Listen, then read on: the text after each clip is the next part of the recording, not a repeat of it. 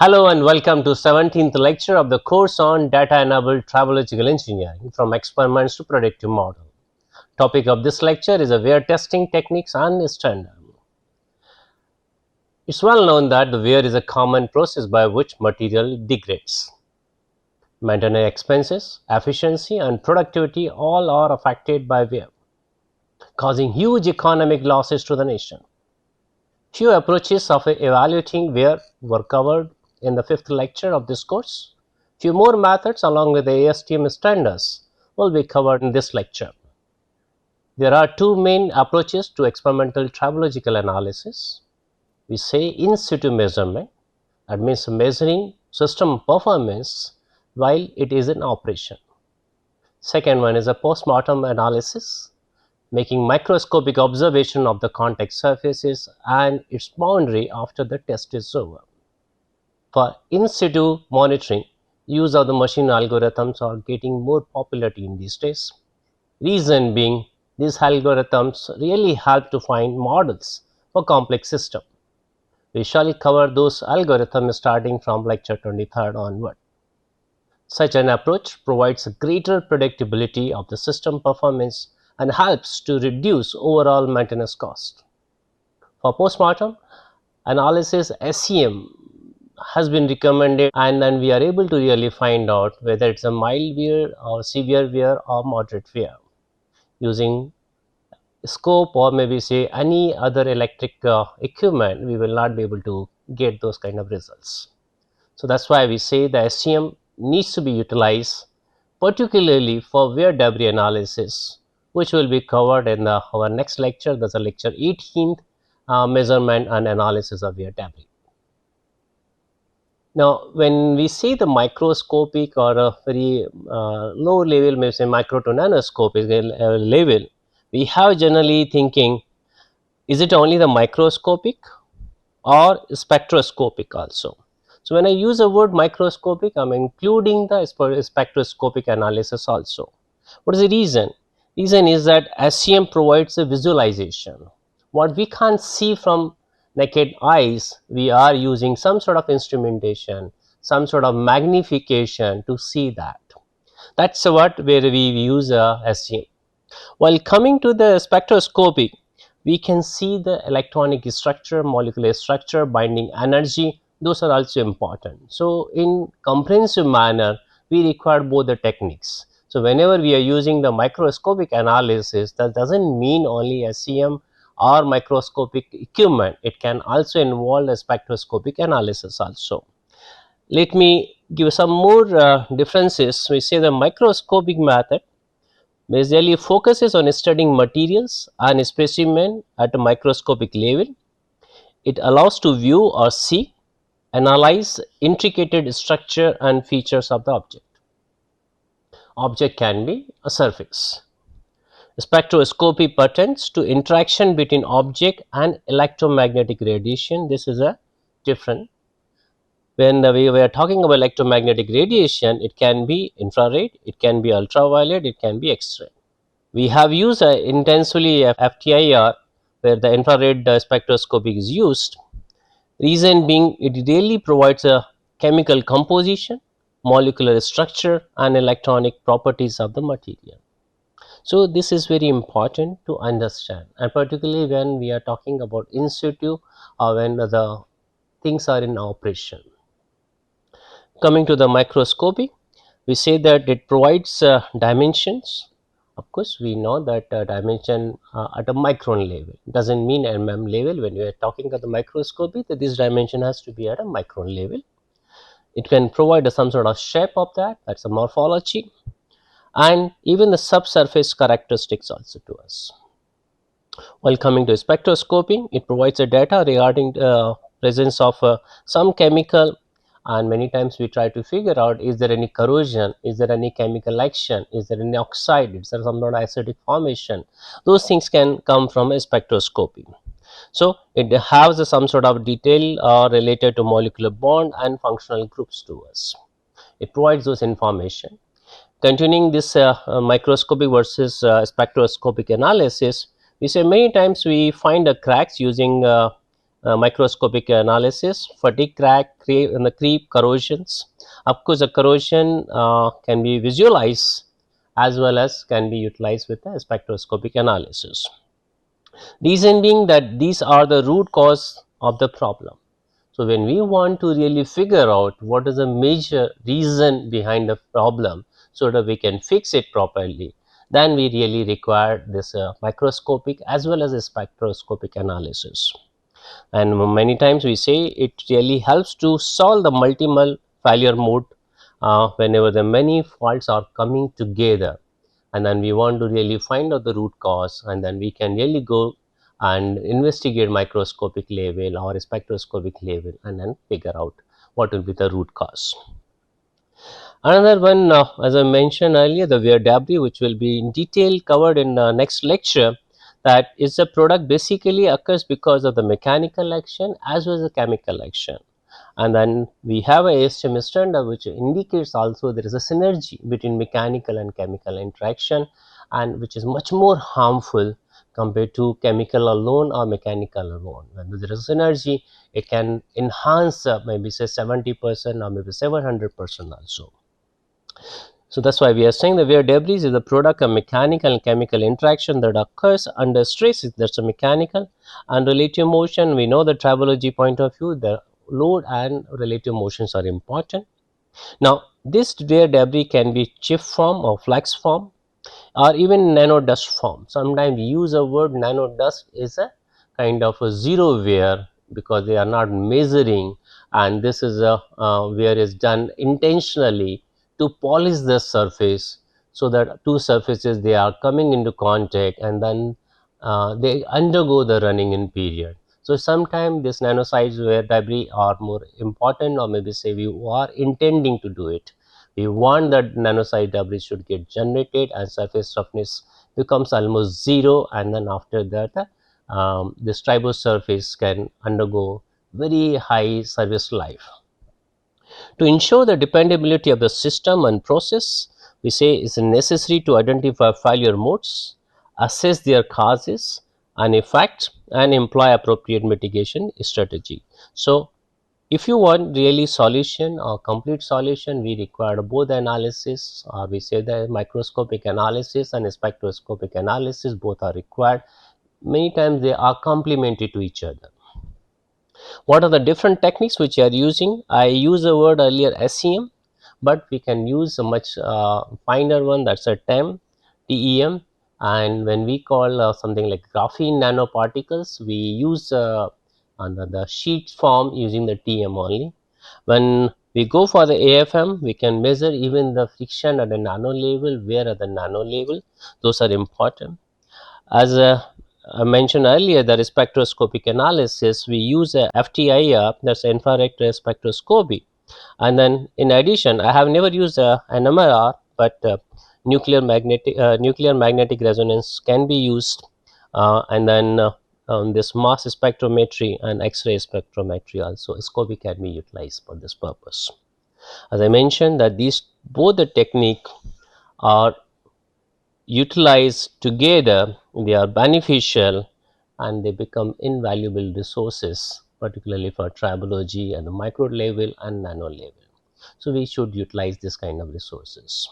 Now, as a topic of the lecture is a tribo testing or wear testing, and an earlier lecture also mentioned, and wherever there is a wear testing, we also measure the friction. Sometimes we use a wear testing, sometimes we use a tribo testing. Now, why do we really require tribo testing? Why not we directly go to the directly experimental level and maybe say field level? We are saying that field level we are not able to go because of the number of reasons. What are those? We say when you go for the field level, particularly this fundamental understanding may not come directly because there will be numerous parameters. To gain the fundamental understanding of mechanics underlying the material degradation, which we say the wear rate, we do experiment under controlled laboratory test. That means what is the effect of temperature, what is the effect of humidity, what is the effect of lubricant, what is the effect of maybe say particles which are in air.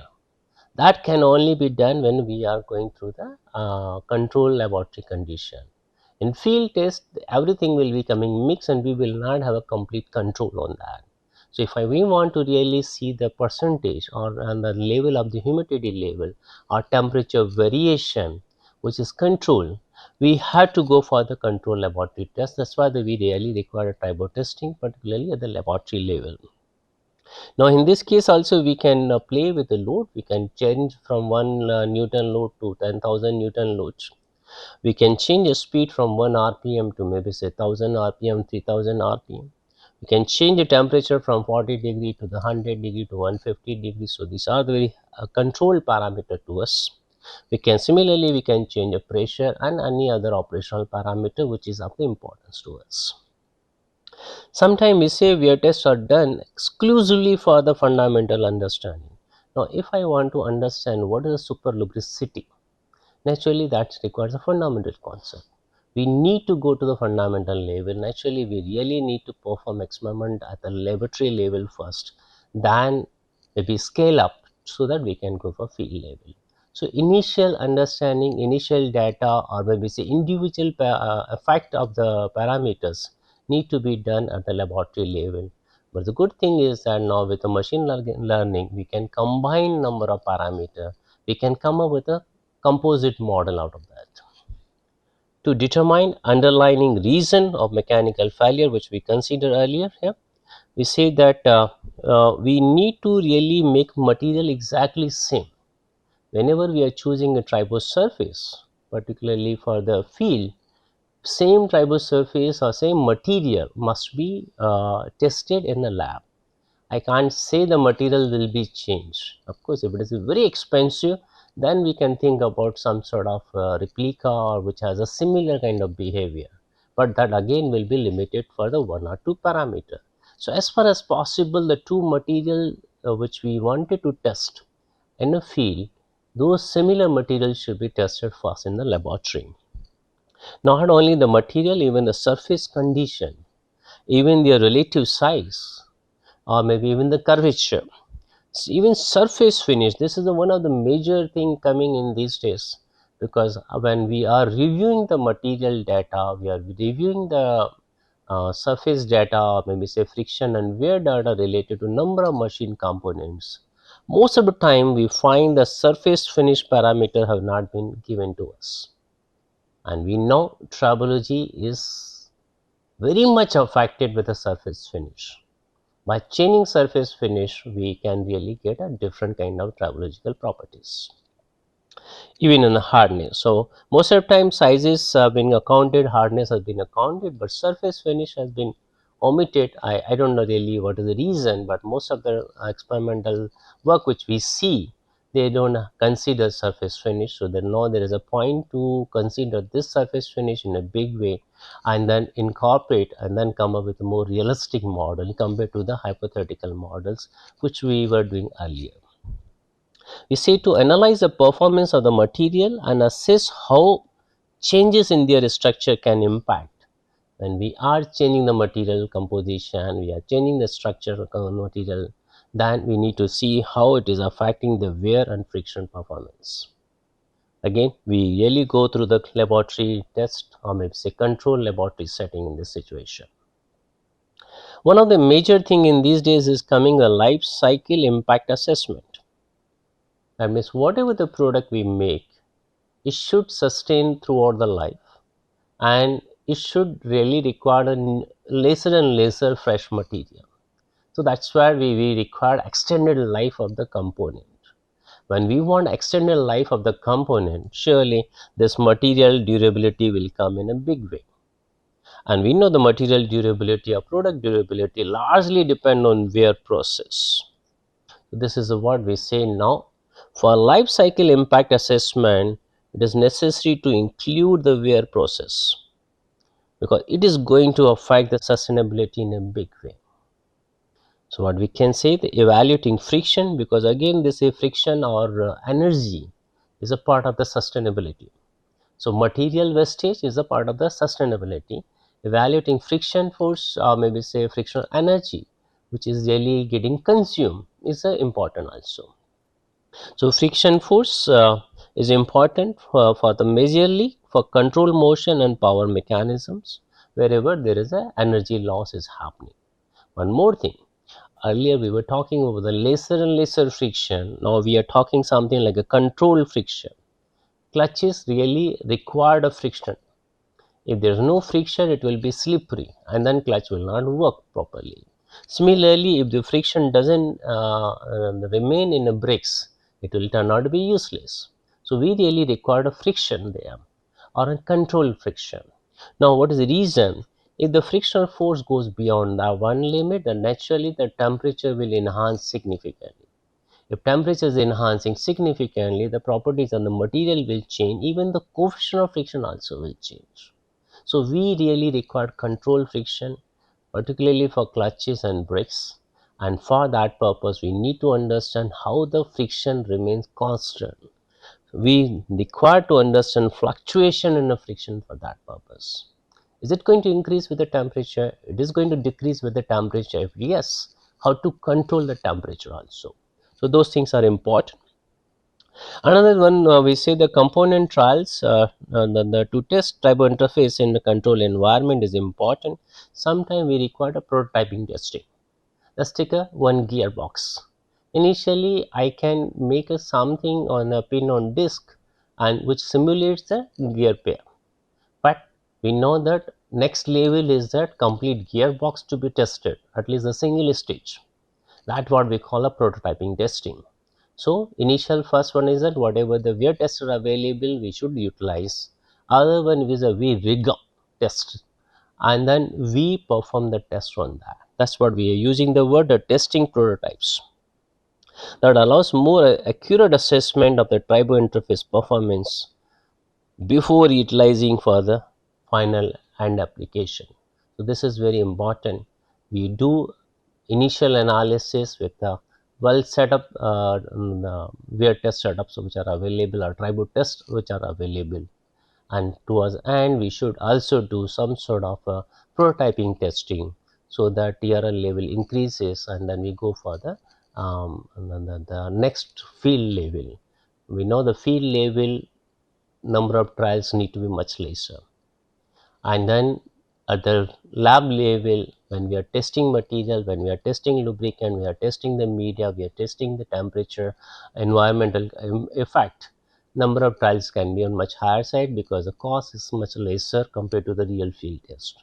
So we need to take a controlled decision, we need to take appropriate decision when we are choosing the testing of the materials. Now this the figure I have picked up from ASM handbook, the volume 18, the friction lubrication and wear technology. This publication is of 1992. This also incorporates a lot of data related to material, related to lubricant, related to the mechanisms also. Now in this case you see initially friction is almost negligible. What we study that many times the starting friction is on higher side and then kinetic friction is a lesser. So what do we use the word mu as static coefficient of friction will be always greater than mu k, that's a kinetic coefficient of friction. But here you observe the slightly different phenomena. With the time coefficient of friction is increasing, a friction force is increasing. Now question comes, which force should I count? Shall I say the F prime or shall I say F? Which one? And as per the we have a lot of standards particularly for the friction and wear, and ASTM G40 which we refer the standard, and I'm again referring this book only because this sentence or this paragraph has been picked up from a book. They say kinetic coefficient of friction is defined as a coefficient of friction when there is a macroscopic relative motion between the two bodies. Now we are free to choose F, yet free to choose F prime is a responsibility of the person who is really investigating this behavior. The complete responsibility comes on that. Shall we take maybe say when worst case we really require a clutch engagement, shall I go with F? Or when we say no, we really require the motor need to be selected, shall I choose this one? So it is a depending how well you understand the mechanism and application, then you choose. So we need to go through the standards, and after that we need to use our intelligence or our knowledge or experiential thinking on that. So those are important. Now one of the interesting article which came in a magazine, and magazine name is Tidbits in this case, and they have referred, this is the article is a 2015 article. What they say, the friction is highly variable quantity. So many times when we are choosing a friction coefficient as a 0.3, 0.4, does it really make any sense? And that's what he has written. Friction is a highly variable quantity with a virtually unlimited number of factors which are influencing it. And that is indicating that we really require a wear testing, we really require a friction testing when we are going to utilize that material or tribopair in real field. Before that, we need to have a testing done at our level so that we are able to think about the durability, sustainability, maybe say energy loss, and we can minimize it. If we just pick up some number, then it will not be useful. But again, how many experiments we can do? So there is a contradiction. We can't believe in any data, but we need to believe in data also. Actually, we really require rigorous thinking, which is to be filtered, which is a noise, and which is a durable, or we can really retain with that. And that's what is being seen. So the question comes, what value of coefficient of friction should I use in my calculation? And we say that number of tests are available on particularly related to friction and wear. And then we are saying that which test should be collected and used. This is the what question has been posed, and we know very well there are a number of good answers. We have ASTM standard. If you look at, there are many standards available, and this standard says standard guide for measuring and reporting friction coefficient. Interesting thing is that we need to mention the friction coefficient, but how did we measure friction? What value of the load, what value of the relative speed, and what value of the maybe say environmental conditions we need to specify very clearly. There are other standard also. We say standard test for wear rate and coefficient of friction of material in self lubricated rubbing content. That means if there is a change, if I'm changing from dry lubrication to the partial lubrication to full lubrication, every time the wear test procedure changes, because the sensitivity of the parameters are changing. And that's why there are a number of subcommittees who are looking into this. They are using their experience, and they do multiple times these experiments, and every 5 years again this committee meets and changes the standard based on what they, if they have some sort of they dig out some sort of problems in that, right? So another test standard, you see the pin on disc apparatus also. So there is a ASTM standard G99 which specifies how to do or how to perform wear test on a pin on disc apparatus. Some people think that, oh, we have a pin on disc machine and we can run and then we can get the data. No, we need to really go through the standards so that across the world we are following the same norm. If we are doing that, then collecting data and maybe relying on data may be appropriate. If we are not, or maybe say we are going through some data and they have not followed any standard, they have done some experiments, relying those data naturally will be more problematic. Not only this, we have many standards. So if somebody is really interested, they can go through all the standards. Like here the G77, we say they are giving a ranking resistance of the material. So whatever the materials are available, they are giving a ranking also to that. And what is a machine which they have used? They have used a block on a ring wear test machine. 83 G83, which was a material testing for cross cylinder apparatus. Now somebody is using this, or maybe they have picked up this data from some sort of book. Again, they need to read that this standard has been withdrawn from 2005. That means we need to update our knowledge continuously. It should not happen we read the 1990 book or 2000 one book and we say, yeah, we will follow this. The question comes, why this standard has been withdrawn? Naturally, there will be new standard and maybe substantially different than this. That's why we need to go for the next standard, not on this. Right? Where we have another one, G133. It says a linearly reciprocating ball on a flat sliding weir. That means where when we are using the word, how the tribopair is made, what kind of relative condition have been made, and what kind of the load, what kind of the geometry. Every time we have a different kind of wear setup or wear test procedure. Even the procedure which they have been defining, it will be different. So later in the present lecture, we'll cover one standard where we have followed a complete standard and perform the test.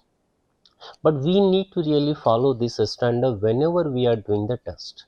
What's the reason? So that across the world, whatever data have been generated, let me say they have been generated since last 70, 60 to 70 years, and now we are not able to utilize successfully those data. Reason being that most of the data they have been generated for individual purpose, it's not for the society purpose. So that's why we want this kind of test should be purpose and performed for society purpose, and continuously we learn and grow, and there the machine learning algorithm comes in a big way. We learn and continuously grow. We don't want to go back. Even though you want to develop a new material, new lubricant, or maybe say new tribo pair as such, if these standards are already there, better we learn from that, so that we should not get trapped or we should not commit the same mistakes which other people have done. And that's why we need to learn this kind of work. Now I'm just trying to cover one paper which was published in 1999, and this is published in where, and what is the title of the paper is the development and use of ASTM standard for wear testing. So this paper try to indicate why the ASTM standards are important, and that's also the title of our present lecture. Says the wear test method, uh, we have been grouped in different manner. We already have a learned abrasion test, adhesive wear test, or maybe say phoretic wear also, or maybe say we say erosion test. So these tests are the slightly different, and then maybe the tribo interface which behaves at the environmental condition will be different. So that's why they have a divided a number of groups.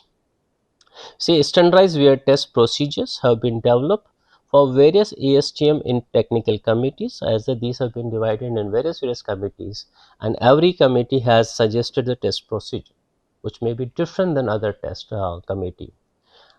Let's take an example.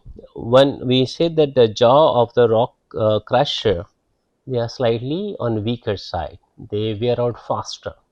So they made a one separate committee for that. Reason being there is a more material wastage. If jaw are getting worn out and they fail to serve their purpose, naturally we need to really look in that into the maybe say as a severe wear or moderate wear. We need to reduce that. So how do we perform the test? Even many times when there are standards coming and maybe say quotations coming, and when we want to buy something, that time this kind of standards help in a very big way. So that's why we are writing here the jaw of the rocker crush or the typical example was specifically designed for test condition, and then they need to follow the wear test standards as such. Now even like a polymer, the polymer behaves slightly different than ceramic and metals. So there is a separate committee for that. So wear test, if it is to be performed on the polymers, we need to follow the separate standards. And then here say the polymer test, when they are trying to register solid particle erosion or two body abrasive wear, right? So erosion or abrasive wear, they need to have a different kind of test. Now reason, always emphasis has been given for the repeatability and reproducibility.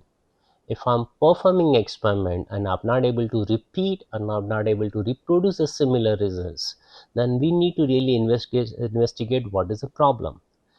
If there is a problem and there are too many noise parameters, then it will turn out to be whatever the test which we are doing, that will be lab specific. It cannot be generalized. We, however, in this kind of course, we are giving more emphasis on a generalization. so that those data can be utilized for the mass, can be utilized for the community, not for the individual lab, not for individual author, not from individual industry. We say every standard, particularly they have given, every standard is reviewed extensively every 5 years. So whatever the test they they have recommended, ASTM standard they have recommended, they review this every 5 years, and to make sure it is still up to date. If something is missing, or maybe new parameters have come which is much more sensitive, or maybe it's impacting more, then they need to correct it mistake.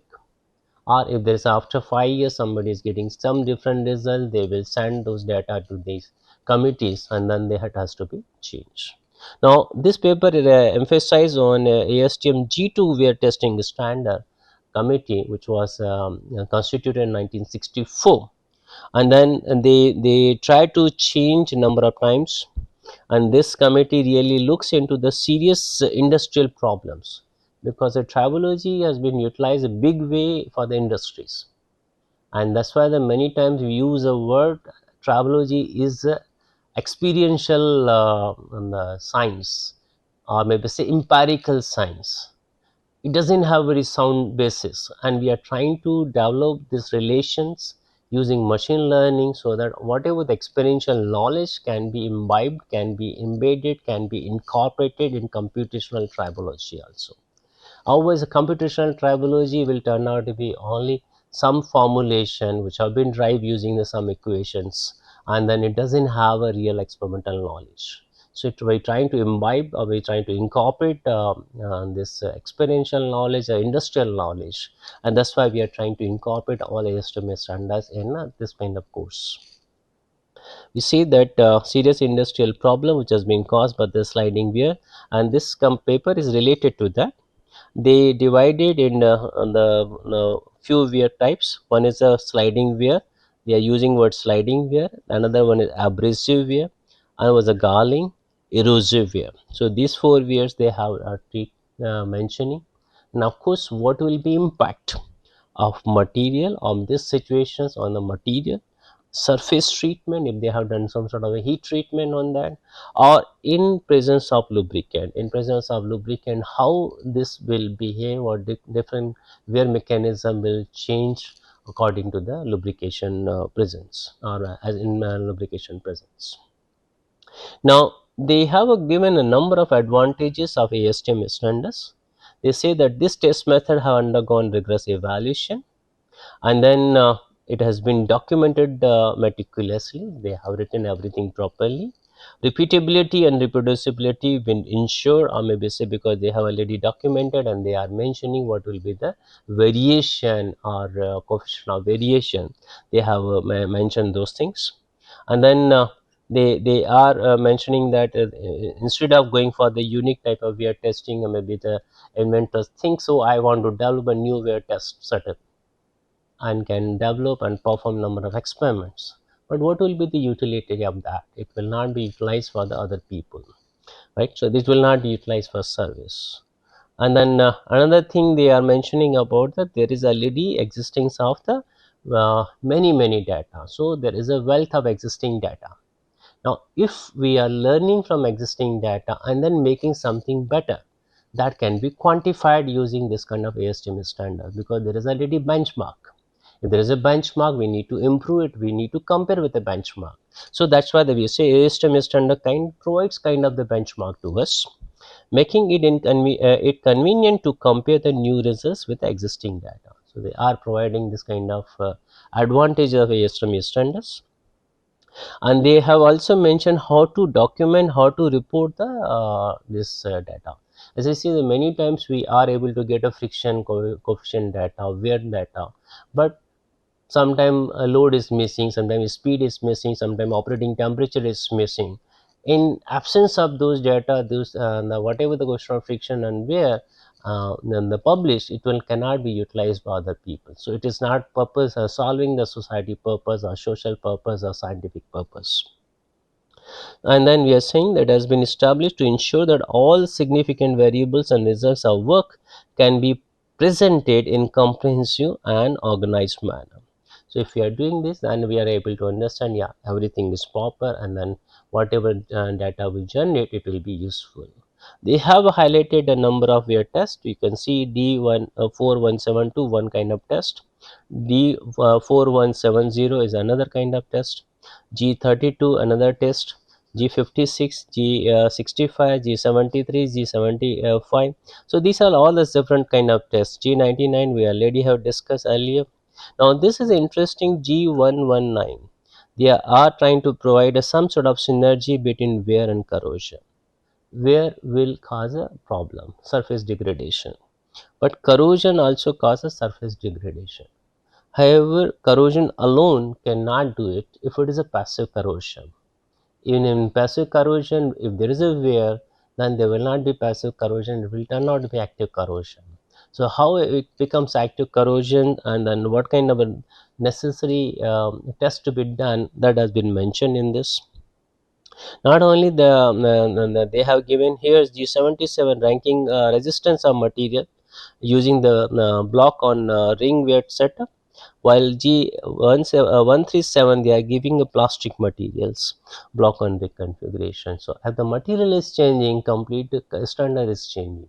So material has a much more effect from testing point of view, and then because every material has its own resistance, if we take those as a constraint and make a new standard, that will be always advisable, more useful compared to modifying earlier existing standards, and then where the reproducibility or repeatability becomes a challenge. So we want to avoid those kind of problems.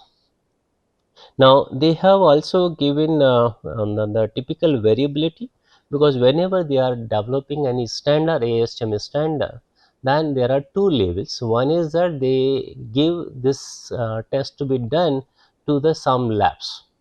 So the lab will perform number of experiments, and then those whatever the lab one does a test within a lab in that domain, other lab also will be given similar kind of test we perform, and then they compare what the lab 1 did, what is the really variation in the lab 1, what is the variation in lab 2 for same operating condition. That's why the all operating condition has been defined well in advance, so that it has been intact, and then whoever is performing X experiment, they perform experiment as per the test in this case. So here the material, what kind of material they require, they are defining. What kind of the operating condition required, that they are defining. Even the kind of lubrication they will define completely. So this is what they need to really define in each standard, so that we can compare with the other labs also. Now in this case they have also quoted within a lab the coefficient of variation that has been also been documented how to define coefficient of variation. There is a ASTM E619 standard, they have defined this. So this coefficient of variation in within a lab, you can see it can be even high 37.6%, and some labs they are indicating 34.7%. Coming to the lower side, one is a 2.4%. Now what is the coefficient of variation?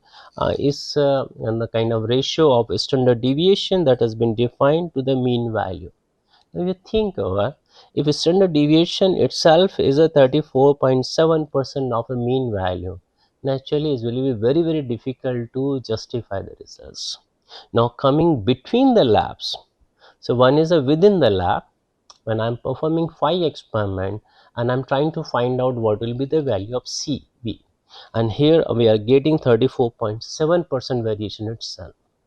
Now when one lab 2 versus other lab, reason being that there are even the similar kind of setup, if we install into different labs, naturally their response will be slightly different. Reason being there will be neighboring machine, even the kind of the structure where we are installing, vibration phenomena they will affect. So there will be some variation, so that variation is expected. Now what they are showing between the lab, here within the lab was 8.9%, and then when within the lab it came to the 20%. Now coming to the even this one, within the lab it was a 14.9%. When they compared between the lab, it became a 40.2%. That's a huge variation. Here 23.7%, but between the lab this CV becomes 48.6%. So there's a huge variation, right? So that's why we say data acquired from inter-laboratory programs should be included in the study report. So whatever that they have done, if it is now documented how they have done, it should be included in the report, and that should be added as additional information. If you look at it now in publication also, all everybody is asking a supplementary data that need to be incorporated. So whatever we do, we need to meticulously document it. If you have done 100 tests, please document 100 tests. Sometimes people go with unethical practice. They perform 100 experiment and then they choose only 15 results which are falling as per their hypothesis. So then it is not serving the society purpose. It's not purpose in solving the social problem or scientific problems. It is a meeting only one individual purpose. They are trying to solve at the local level, which is not really correct. So when we go through this kind of course, we really highlight that ethical practice is very, very important.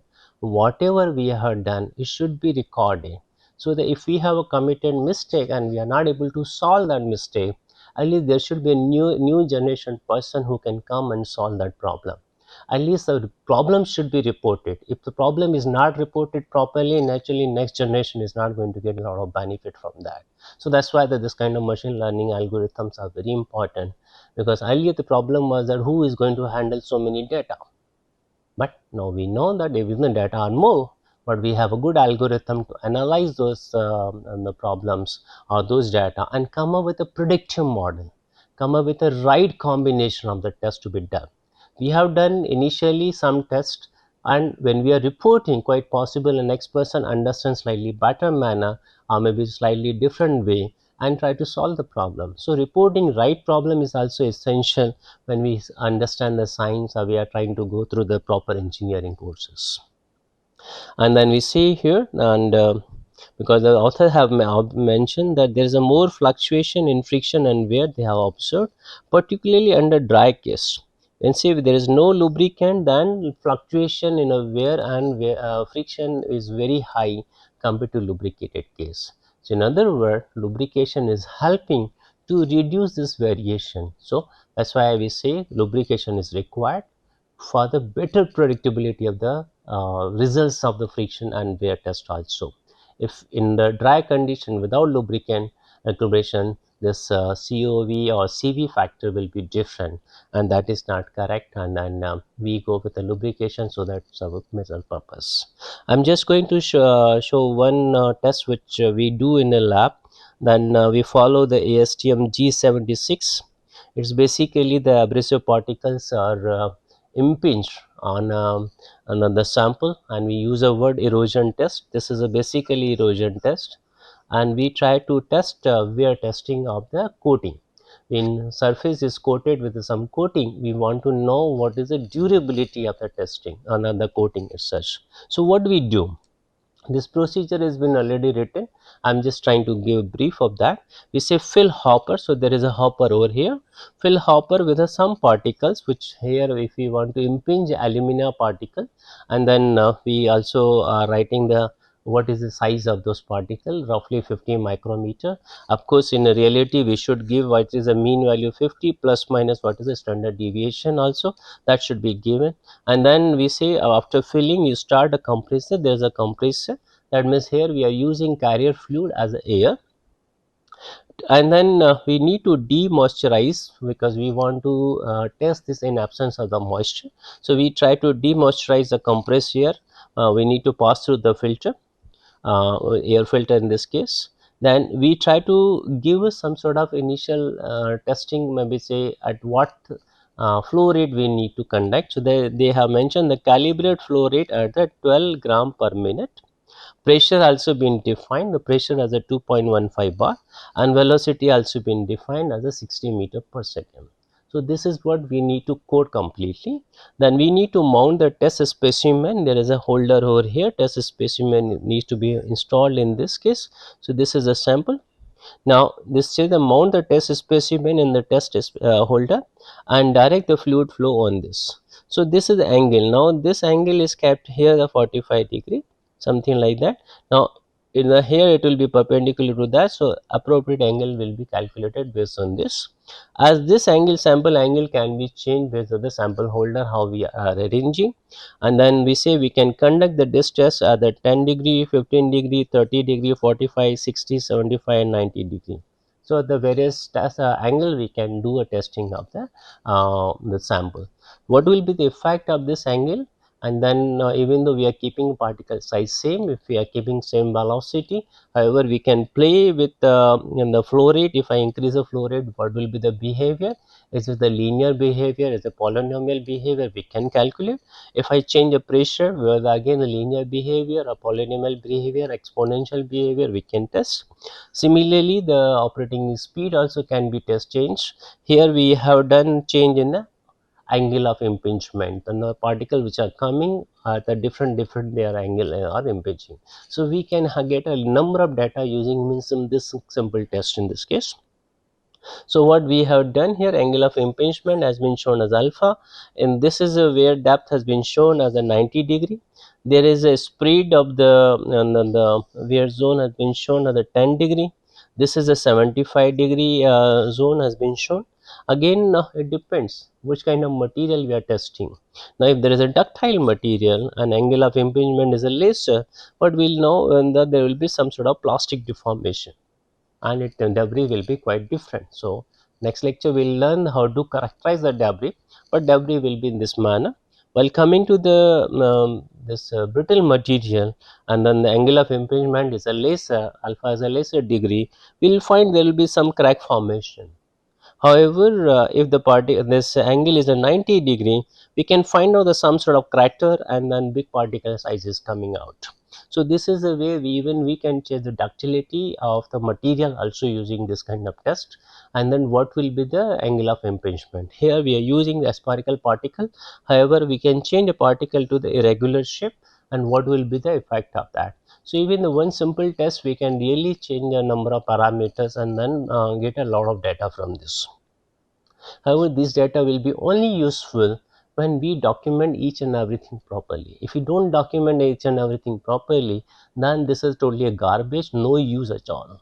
So what's the point to develop unnecessary garbage data? Now here we are using the some sort of the sketch to demonstrate. We say that when this erosion particles are coming at some angle, then there is a possibility of the cutting action and debris will be getting detached.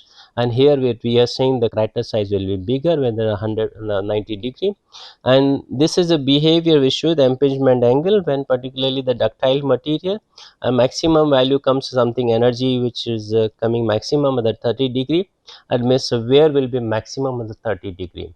That means whenever we have a ductile material and we are designing against the erosion, then we need to choose appropriate angle, and then maybe they use some sort of autonomous mechanism to change the angle. It should not be 30 degree, it should be very low degree or maybe on a higher side. Coming to the brittle material, that gives a worse performance at the 75 to 90 degree, because a big damage happens to the brittle material. At the low angle, brittle material will not impact, or it will not consume the energy from the particles. We say that energy conversion from a particle to the specimen on surface will be much lower.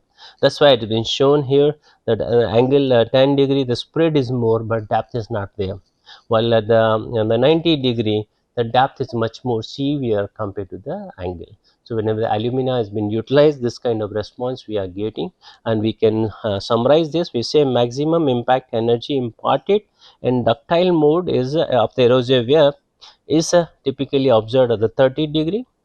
A largest erosive wear for the brittle mode occurs at the 90 degree.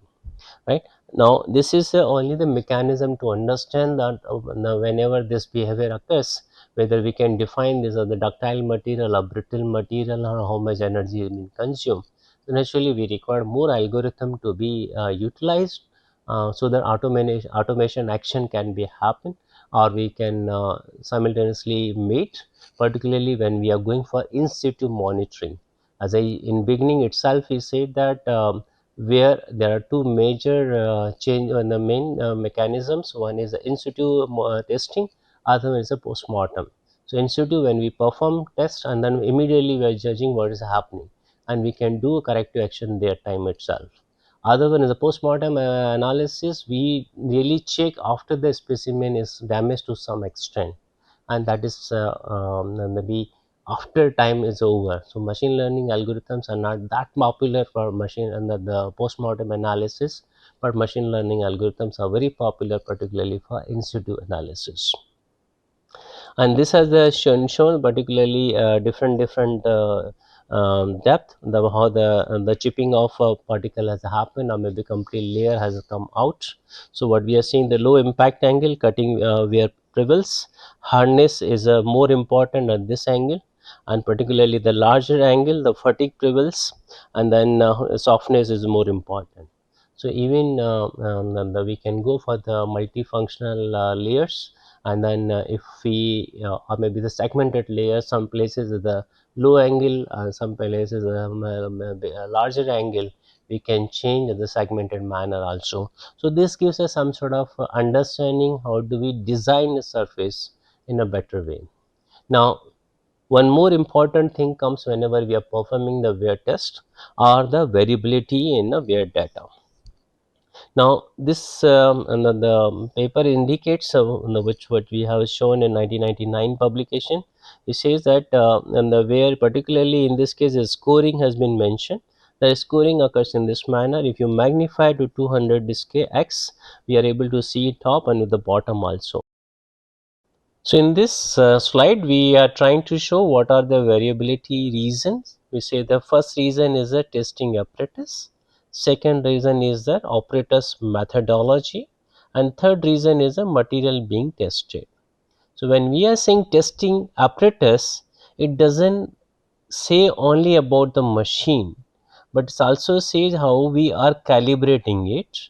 Not only that, but what are the resources of vibration which are near to that equipment or setup which we have installed, and then if any reason of contamination which can come from a surrounding. So if we are able to document what are the machine possibility or vibration possibilities, and what are the possibilities of the contamination from a surrounding, or we are able to eliminate any source of vibration or any source of contamination, then it will be easier to conduct the right test. Second comes operator's methodology. Here what are the methods? We say that maybe how the operator is taking judgment during measurement. Sometimes we realize that we are doing something wrong, or maybe we find there is some misalignment, or there is some sort of each factor coming, immediately we correct it. And sometimes we are not able to realize, and there is a possibility the misalignment remains, it is a big way, and then it will unnecessarily pollute or contaminate or create a lot of noise into the vibration or into the data itself. So we say that judgment during measurement, and then how we are handling the specimen, and how do we are really even the cleaning the specimen to measure the wear scars or to take a wear reading, that really matters a lot. We need to also go carefully with the procedural aspects, and then moreover many times operators are tired, naturally the behavior will be slightly different. So we need to keep this in a mind that whenever operator tries, if he is a fresh, that will be always giving the good results.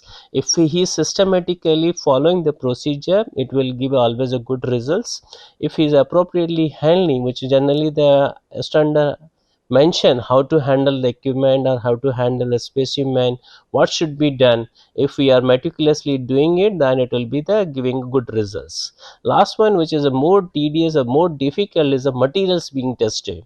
The reason being that materials will differ a little bit, and that's why we get a lot of data scatter because of the material, or maybe change in a surface roughness, microstructure, even sometime heterogeneity of the structure itself comes into big way.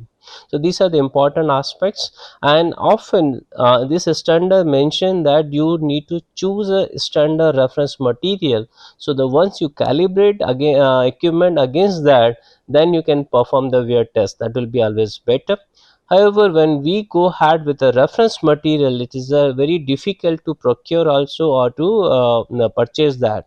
However, there is a G65 where we conduct the dry sand and rubber wheel abrasion tests. They provide the guidelines to prepare the standard reference material. However, another issue comes whenever we are preserving this reference material. What will happen if it is getting corroded? Or what will happen if we are choosing some lubricant as a standard lubricant and keeping into the inventory, and the lifespan is over. So these are the important issues, and these need to be considered very carefully when we are going ahead with the wear data procurement, or maybe say collection.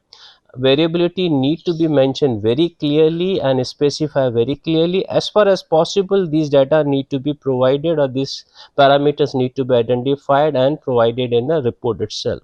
So what we are saying, that these are the there, but apart from this, in my personal experience, I believe the roughness of the tribopair really affects significantly the wear test. If the tribopair roughness is very low, it always give a very good results. Not only this, we assume that also initial roughness and worn out roughness also will be different. So even somebody says initial roughness is good or bad, still we need to find out what is happening in running condition, what is the surface roughness in running condition. Those are important aspects. So these many standards for time being, they are not mentioning the roughness parameters, but in the future we need to account all this, because we really are moving towards the in situ performance measurement, not of the post-mortem analysis. So it is a very important to keep that. That's why we say influence of instantaneous roughness or instantaneous rate of wear has not been extensively investigated, and that's a future. And when we are talking about the machine learning data driven approaches, this will come in a very big way. So this is important to come up with the results. There's another good paper which is also published in 1997. It was revised in 1998. They collected relevance data from industrial wear problems. They said they have surveyed various industries related to aerospace, packaging, vehicle component, material makers, and then they found that primary finding of the industrial wear is mainly concerned with abrasion. Now here in this case particularly, they use the word abrasion, but they combine abrasive wear with erosive wear. That means whenever they are writing here abrasion, abrasion itself is connected with erosion also. So we say abrasion plus erosion. So they have written in an abrasive category. And if you look at this abrasive wear, which also includes erosive wear, is contributing almost 63%. And if we combine with the adhesive wear, total comes out to be 82%. That means most of the failure which happen in industry happens because of abrasive wear and adhesive wear. If we can do this, overcome this two kind of wear phenomena, we are able to solve 82% problems of the overall industrial problems. So these are the important aspects. And then we, as I mentioned, that we need to incorporate instantaneous roughness into our algorithms, and there the machine learning algorithm can be incorporated in a very nice manner, and then we can analyze all the wear rate appropriately. Now this another example have been given. Whenever we are trying to perform the wear experiments, mostly we use a load cell to find out the friction force. One setup has been shown here. You can see there is a rotating disc, is a kind of pin or block, whatever comes on the top, and then we are using a load cell to measure the friction force. This kind of friction measurement is important, because tribology always is a consist of the wear and friction. If we are providing only wear data and we are trying to reduce the wear, but quite possible the friction may increase. So we need to control both friction and wear, and whenever we are talking the wear test also, we should perform both. We need to measure both, so the overall results are favorable. Now I am just giving example of journal bearing over here. And then we in lecture 9 we say the petrification can give a results of coefficient of friction. Of course, in the basic assumption was the constancy of the shaft and the bearing. That means bearing center and the shaft center are the same. They are aligned at the same position. They are not different.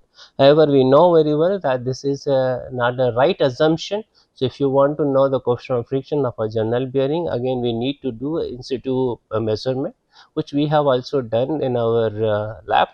And then what we are mentioning here particularly, wear loss measurement itself will not give very good results.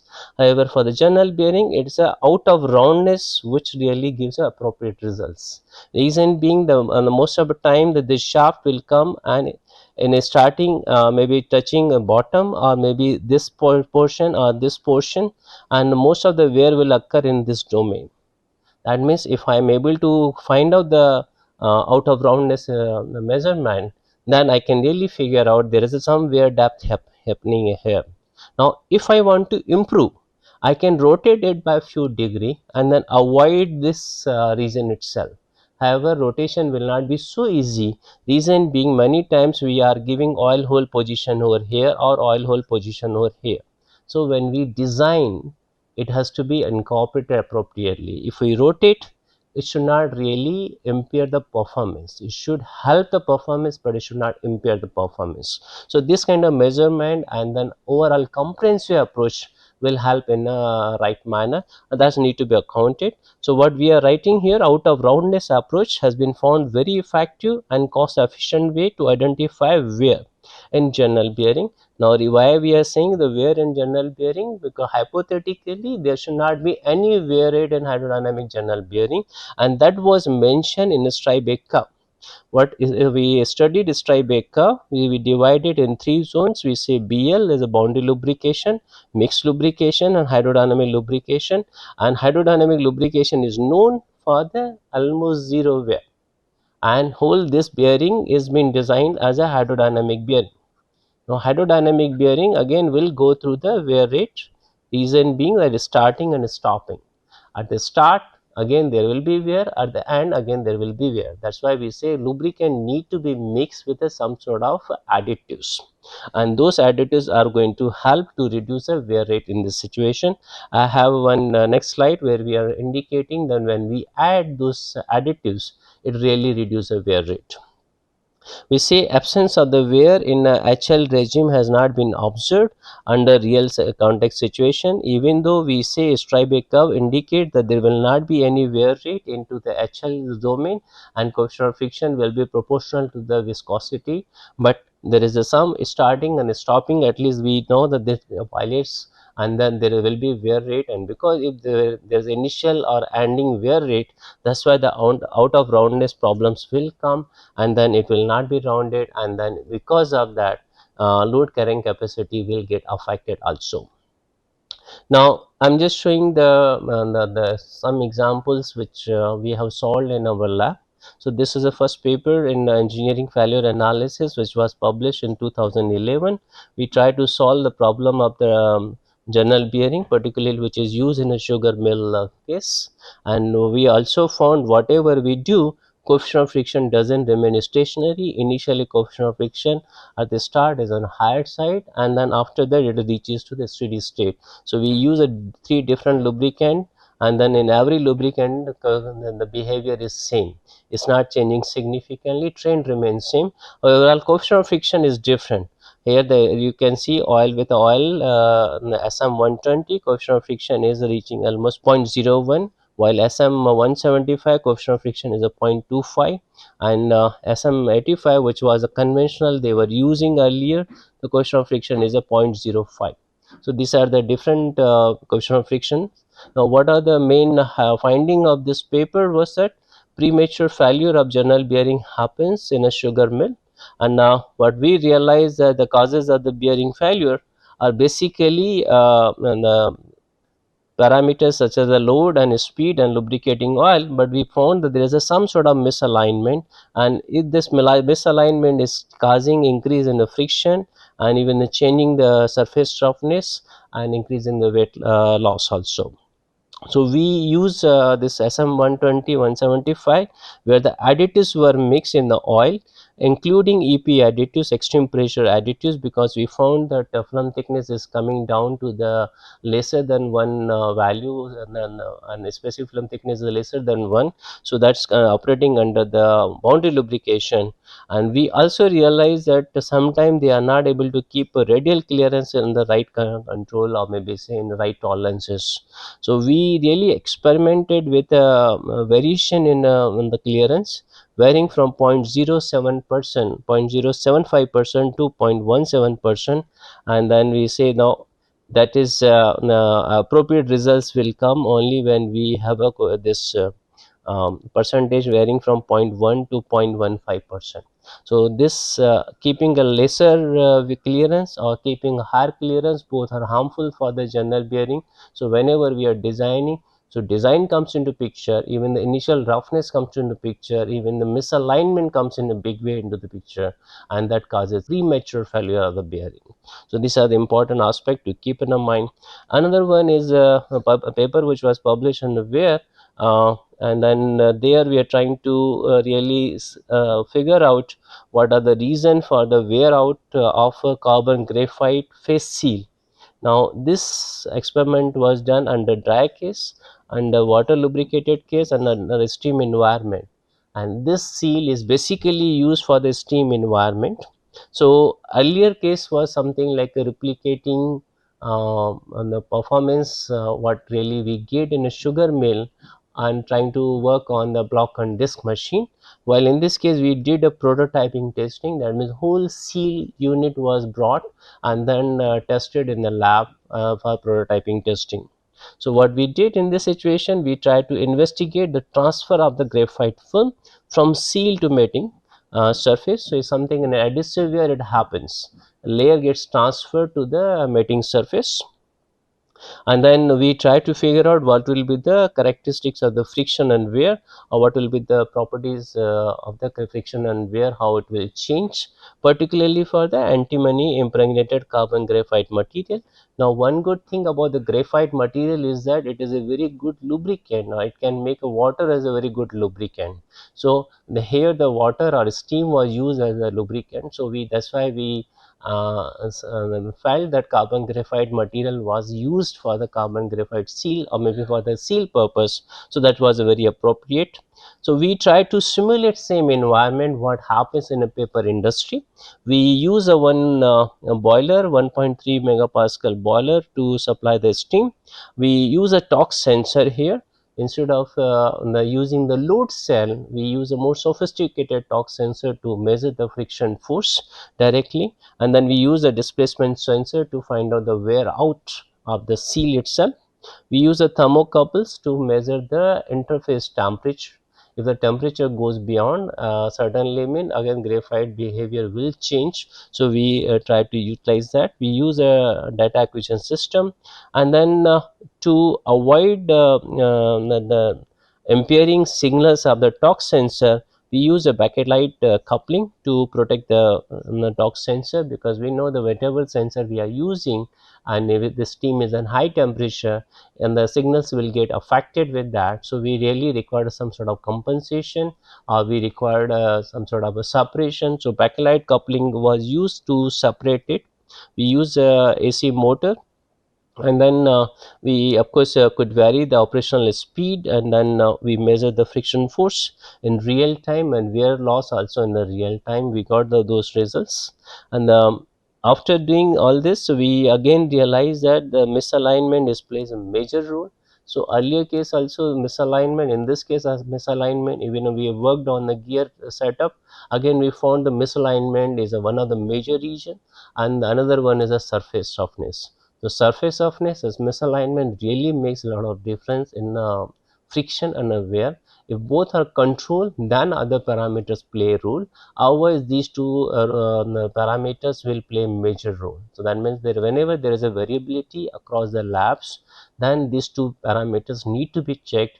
If these parameter can be corrected, then there is a possibility that it will give a good results. Or another word, when we are collecting so many data from different labs, And if we are artificially able to introduce surface roughness as a one parameter, artificially we are able to introduce a misalignment as some other parameter, and then see whether there is a some sort of correction can be made using these two parameters, then maybe we can, whatever the variability comes of 40%, 50%, can we correct it? If it is, then we can really make those data also which have been published in much more useful manner, and then we can apply the machine learning algorithm appropriately. So in this case particularly, we found excessive wear due to misalignment. One more interesting point came that if you use excessive water, so here we are saying even excessive lubricant creates some more problem. It's not that when we provide a lubrication it will give all the solution. If the lubrication rate or flow rate is on higher side, it may increase the wear rate also. This is what has been observed particularly in a seals, when because seal is transferring a layer on a shaft. Now, because of the misalignment, the layer transfer will not be completely 360 degrees same. Somewhere it will be thick, somewhere it will be thin. And wherever, because of this variation in thickness, the delamination or removal of the layer also will be much faster. So here that's a one major reason. Another than the wire removal and is carried away for the lubricant. If the excess of water is provided, or maybe excess flow rate is there, then that takes away that layer itself, and that is a major issue. So layer transfer which happens is to reduce the friction and further wear. So initially wear will happen, for further wear will not happen if the transfer layer remains intact with the surface. But because of the misalignment or because of the excess of lubricant, that layer is carried away with those, and that's why the major issue comes. So that's why I written here the excessive wear rate caused by misalignment, excessive water, and third one is the spring force, because we have a self compensation the force available here. Wherever there is a wear happening, then there is a spring force which brings the seal very close to the interface, and then to avoid the further leakage. However, if the spring force is on the higher side, then applied load is on the higher side, the wear rate will again increase. So here the increase in the load because of the spring. Naturally, the spring need to be designed appropriately. Sometimes you see that high packaging will help. No, high packaging will not help. It will create a more, or maybe create a more deterioration that has been observed in this. So what we say, it makes carbon layer development discontinuous, which make it easy to wear debris and escape from a seal interface. So when mechanical seals are lubricated with steam, they wear out at a significantly faster rate than at the dry. That means when we are using steam at a high pressure, the wear rate also is on higher side. So appropriate steam pressure and then appropriate flow rates are important, and otherwise the wear rate will be on higher side. That's why we use, and this is, as I said, this is the prototype case, and then we test it, and then we try to figure out what are the problems related to the carbon graphite seal which have been utilized in the paper industry. And then we also try to analyze the wear debris, because we realize also there is some sort of wear debris is coming from other, or from the shaft surface also. So when wear debris comes, and then we analyze using SCM or FTIR, or maybe say even the whatever the drain out comes out of that, then it will give a good results to us. And this is where we need to give a completeness. And next lecture is on wear debris, which will be covered in the next lecture. And what we have, however, we are trying to close this lecture by indicating what is the way forward. We are following ASTM industry standards, we are purchasing standard machines, we are taking care of all the things appropriately, but what next? So here we say that evaluate the surface roughness feature and dimensional changes using the different sensors. So the way in the future is that we will require a more number of sensors to measure the surface roughness in situ and dimensional changes in situ. Now sensors can be temperature sensor, load sensor, tachometer, torque sensor, pressure, angle measurement. Profilometer also can be done by taking pictures, and then we can use a CNN algorithms or other algorithms to really convert into the XY coordinates. and displacement sensor, acoustic, wear debris sensor, pH meter also we realize is one of the good sensor. In the appropriate software or maybe algorithm need to be utilized for the data storage and analysis purpose. One more important feature for the future is that think about the self-adaptive and self-learning components. So whatever that we have learned from a practice, that should be incorporated in algorithm. But again, it is an algorithm is collecting data. We should incorporate the feature to the self-learn from a data and do corrective actions. So those things are important, or reinforcement learning is important, that need to be accounted. That's why we say that this component that collaborate in a real time data, and then the software should be able to predict what is the next and corrective action. So if we are able to figure out there is some misalignment, and what are the real points to correct the misalignment, if there's excessive flow, what should be the corrected action to reduce the flow. Those systems are important. And then quite possible we need to really provide a new features or new effects which we have not yet learned, and then the software can come out with some sort of a new kind of a feature, is something like I know the two different kind of wear debris, but third wear debris may be a combination of that or a hybridization of that. The software should be able to tell us that, so that we can start analyzing and maybe formulating problem on that. That's also important. It also should recognize the what is the trend, and then where the trend is going on much faster rate or deterioration is much faster rate, and that should come as a kind of analysis to us, a kind of and then the information or alarm to us. However, these things will be more the detail in the lecture 25, that's a deep learning for tribological engineering purposes. And then another thing which is what we have been giving a more emphasis on in situ measurement in the future, but we can't avoid SEM. We say that getting high resolution SEM images are also important, because they are going to provide a wealth of useful information even though it is offline. So we should also combine, we do a lot of rely on in situ measurement, but we also should keep taking offline information. However, few researchers they have done SEM, embedded SEM in a machine itself, or in situ we are testing machine. If it is possible, it will be wonderful. For time being, we can take a good image, we can try to analyze, or maybe say at least wear debris which are coming out, those should be analyzed using SEM. We can't dismount the system, and then at least a particle which is coming out with the oil flow, at least those particles should be analyzed appropriately, so that overall we get a good results. So that's why we are saying that deep field photography and the particularly for visualization should be done, so that topographically feature something like a roughness of the surface, or some features should be in we should be able to find out and then do corrective action. With this, I'll try to close this lecture. Thank you for your attention. Thank you.